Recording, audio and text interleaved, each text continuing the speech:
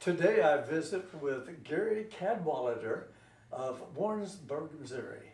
I'm your host, Rick J., and this is Spotlight on the Arts.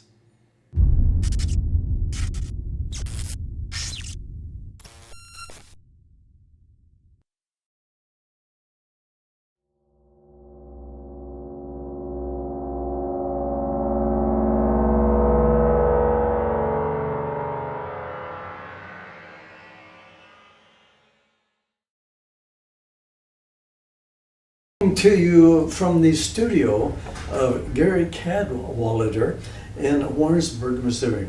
So please, if you would, turn with me and welcome Gary Cadwallader. Gary, it's so good to have you back with us again here on Spotlight on the Arts. Thank you so much. Yes. Well, you know, he was with us last November the 10th of 2020, right in the middle of that old COVID thing going on, as we could call it. And you spoke of a project that you were working on and promised to bring us up to date on that project at the completion or some close to that time frame. So I'd like to turn it over to you and ask you to share with us the exciting project that we see behind us and in its finished state. So Gary, let us know how this project come about for those that wasn't with us on November 10th. Okay, well, I'm part of a group from Kansas City called Artist Inc., INC, like Incorporated. I see. And their first class usually has to do with business and how to do your taxes and all those art-related things that are business-like. And then the advanced project, which I just finished, is a one-year project for artists of all kinds. So that could be musicians, writers, filmmakers, painters in my case. And so I had set out to do a very large installation type piece. I see.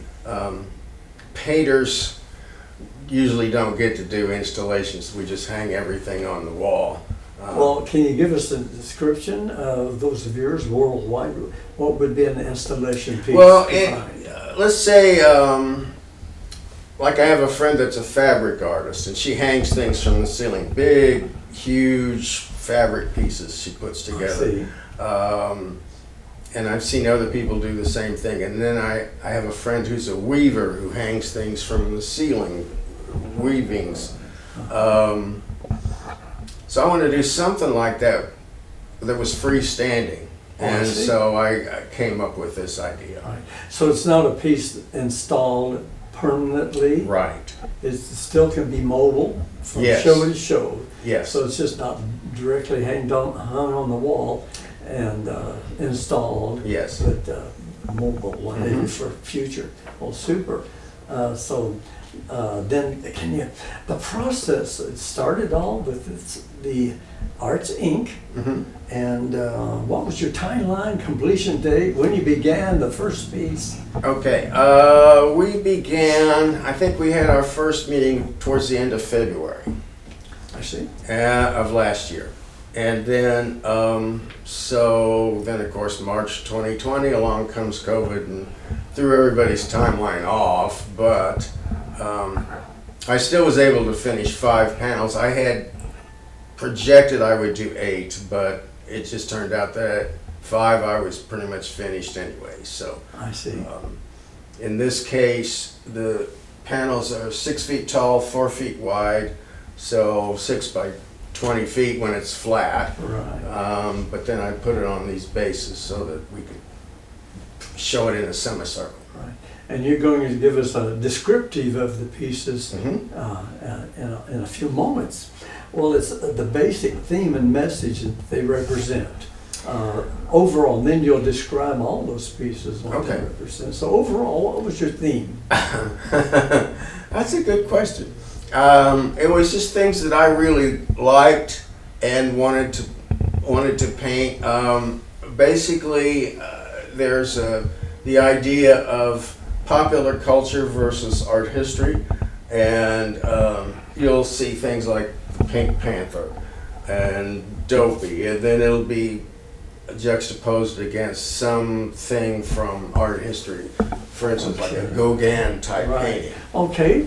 Well, great. Let's just go ahead and turn to Gary and let him explain his project in full detail of what each piece means. So hang with us. We'll be right back with Gary and a full explanation and not demonstration, but exhibiting from his hand and mind the overall project.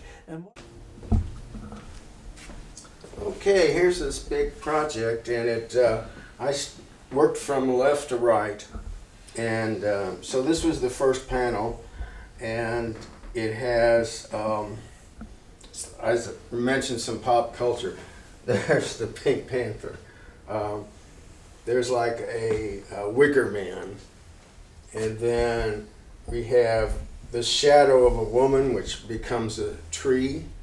And actually, that is the shadow of Carrie D. English, who was a America's Top Model winner. And also, I'm doing a lot of things where I will put a three-dimensional object like this lizard on top of a very flat thing, like this painting. The black part is Carrie D, and then the white part becomes one of those Easter Island heads that you see. On the second panel, this large piece that extends over to the first is a takeoff on a painting by Henri Rousseau, which was called The Dream. And in that painting, he has a nude woman on a couch in the middle of the jungle, surrounded by lions and tigers. So that's where the Pink Panther comes in. And then we have John Wick, and my nude lady is a little bit tougher than Rousseau's.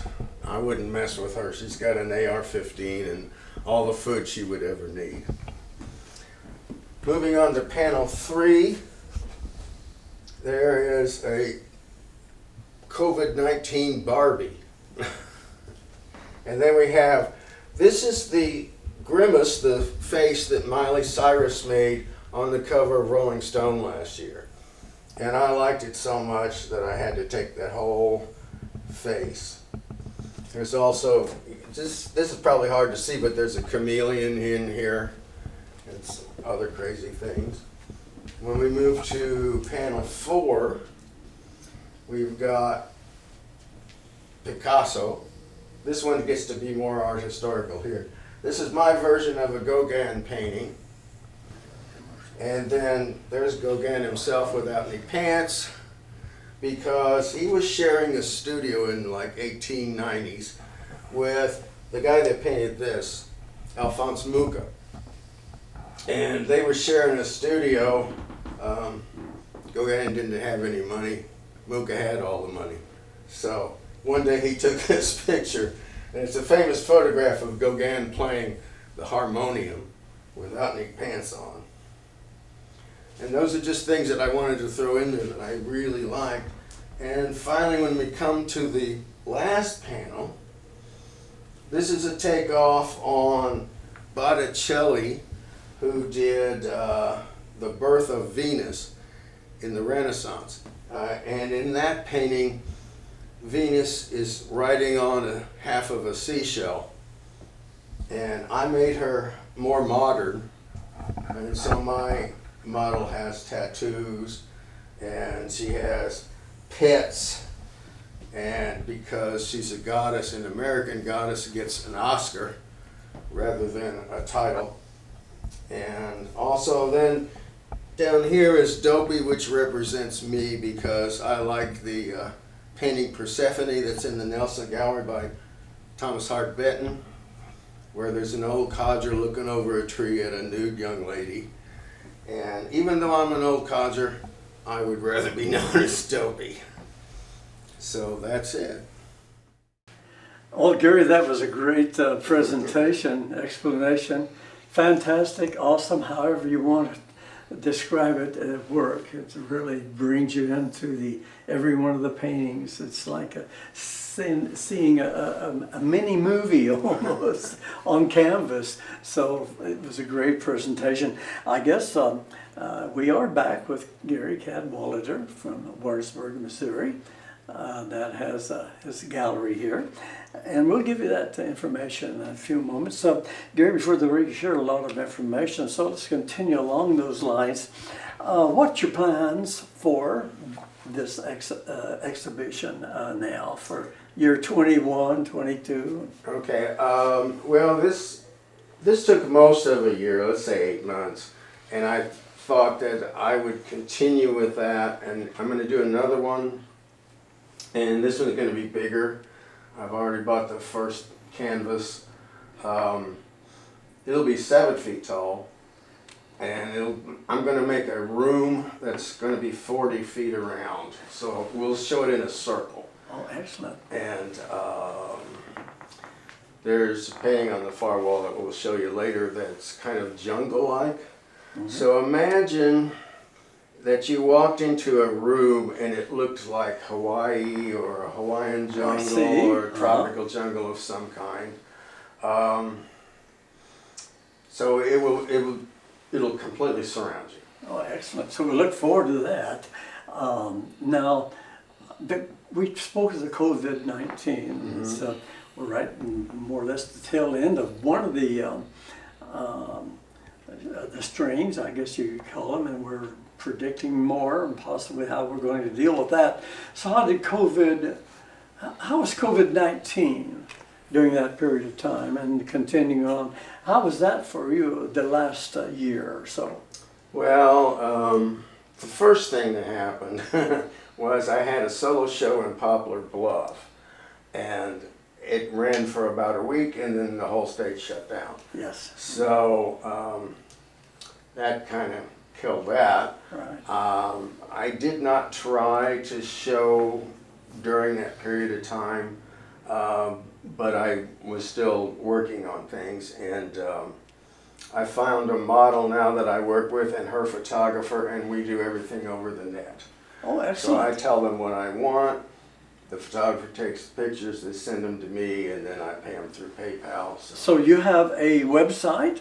Yes, or sure. Can you give that, look into the camera and give the website address? It's www.garypaints.com. Excellent. And you want to give the address? Oh, the address here in the studio is 101 East Market Street in Warrensburg, Missouri. And so you're open to views of this painting. You do also commission work. And how do they reach you then? Okay, they could call me at 660-422-1322, or you could email Gary at garypaints.com. Oh, excellent. And we're going to take a quick tour of the not gallery, but studio here. So bear with us.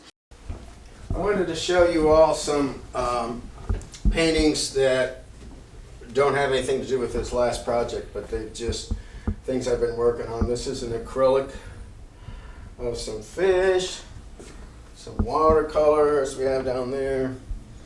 This is another acrylic. This is more like what I'm probably going to go to with the second project, with the big round 40-foot project. It'll be this, working with my model that I have that I work with online. Another acrylic.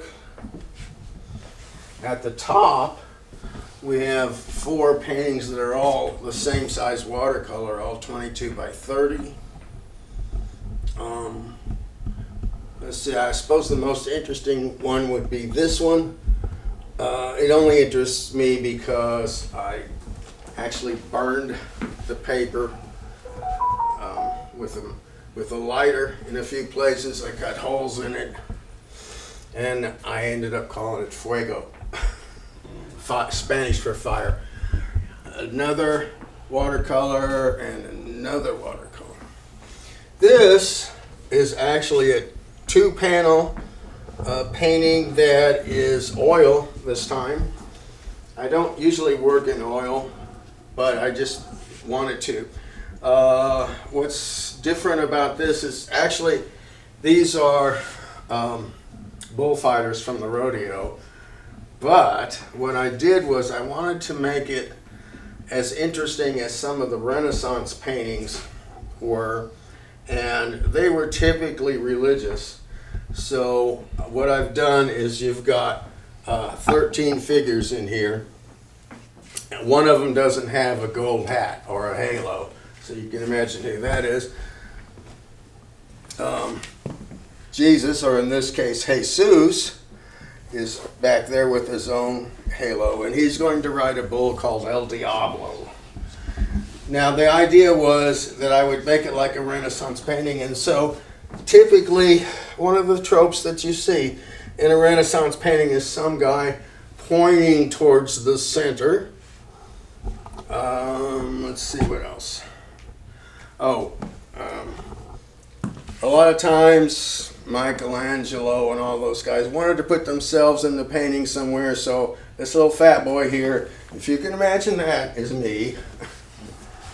And that's it, other than the painting, which you might not be able to see there.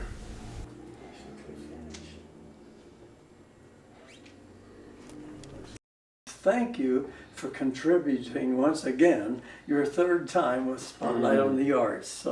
It's been really inspiring to view this piece once again. It's been an informational, you might say, experience for everyone. I'm Gary Cadwallader. Thank you very much for watching, and I want to thank Rick J. and Spotlight for the Arts for having me today. So, well, that wraps up another 2021 Spotlight of the Arts. My thanks goes out to Mr. Cadwallader for providing this excellent studio in Warrensburg, Missouri. My cameraman 1, Yves Andre Excelis, and camera 2, Jeremy Woodall, and the assistants on the set here getting things set up and making the shoot possible with excellent, shall we say, camera work. So thank you all both. Spotlight on the Arts now comes to you from my YouTube channel, which is YouTube channel Rick J. And we have more coming to you on CenturyLink. That's channel 80.16 at CenturyLink. And there's talk of a future show that'll be on Lincoln University, Blue Tiger multimedia, so look for that. So I'm Rick J. saying see you next time. Catch you later.